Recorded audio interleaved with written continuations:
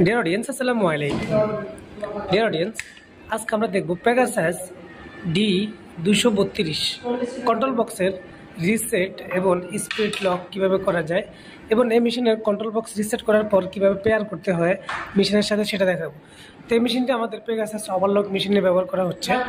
তো আমরা শুরুতে যেটা দেখবো এই মেশিনের স্পিডটা দেখে নেব এক নজরে। আমাদের স্পিডটা সর্বোচ্চ 42 পর্যন্ত যাচ্ছে, এর উপরে কিন্তু আর যাচ্ছে না। 42-এ লক হয়ে আছে। হ্যাঁ, 42-এর উপরে আর স্পিড যাচ্ছে না। তো আমরা আগে এটাকে রিসেট করব, তারপরে এই মেশিনের সাথে পেয়ার করব, তারপরে আমরা এটাকে স্পিডটা আবার লক করব। তো শুরুতে আমরা মেশিনের পাওয়ারটা অফ করে দিব, তারপর আমরা এস বাটন প্রেস করে ধরে মেশিনের পাওয়ার অন করব। আমাদের সামনে 101 নম্বর প্রোগ্রাম চলে আসবে। আমরা প্লাস বাটন প্রেস করব, এখানে প্লাস, এটা মাইনাস। তো আমরা প্লাস বাটন প্রেস করে আমরা চলে আসবো 110 নম্বর প্রোগ্রামে। 110 নম্বর প্রোগ্রামে এসে আমরা এস বাটন একবার প্রেস করব। এখানে নো লেখা থাকবে, আমরা এটাকে ইয়েস করব। এই যে ইয়েস করার পর আমরা আবার এস বাটন প্রেস করলে এটা রিসেট হয়ে যাবে। এখন আমাদেরকে যে কাজ করতে হবে, এগুলো বন্ধ করে দিতে হবে। কাটার বন্ধ করে দিলাম। এখন আমরা দেখব যে আমাদের মেশিনের স্পিড কত আছে। যেহেতু শুরুতে আমাদের 42-এর উপরে স্পিড যায়নি, তো আমরা রিসেট দিলাম। রিসেট দেওয়ার পরে আমরা আবার স্পিডটা চেক করব। আমাদের স্পিড এখানে আছে 5000 স্পিড রয়েছে। এখন আমরা মেশিন পেয়ার করব, কিভাবে পেয়ার করব সেটা দেখাবো। তো শুরুতে আমরা মেশিনের নর্মালি পি বাটন একবার প্রেস করব এবং প্লাস বাটন প্রেস করে আমরা প্রোগ্রাম নাম্বার নিয়ে যাব 26 নম্বর প্রোগ্রামে। 26 নম্বর প্রোগ্রামে এসে এস বাটন প্রেস করবে, এখানে এন থাকবে। আমরা ওয়াই করে এস বাটন প্রেস করে দিলাম, আমাদের মেশিন পেয়ার হয়ে গেল। অর্থাৎ আমাদের মেশিনটা মাস্টার রিসেট হয়ে গেল।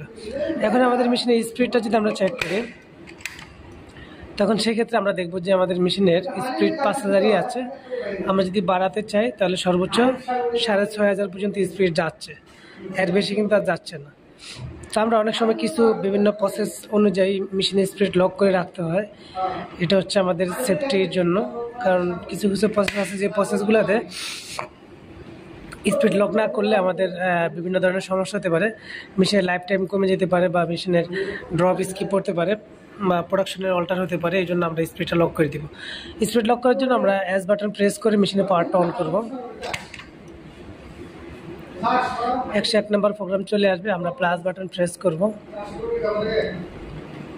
এবং 111 নম্বর প্রোগ্রামে এসে এস বাটন প্রেস করব। এখানে 6500 দেওয়া আছে ম্যাক্সিমাম, এখানে 7500। অর্থাৎ আমরা এখানে যা সেট করব সেটাই আমাদের ডিসপ্লেতে শো করবে। তো আমরা এখানে দিব 42 স্পিড দিব।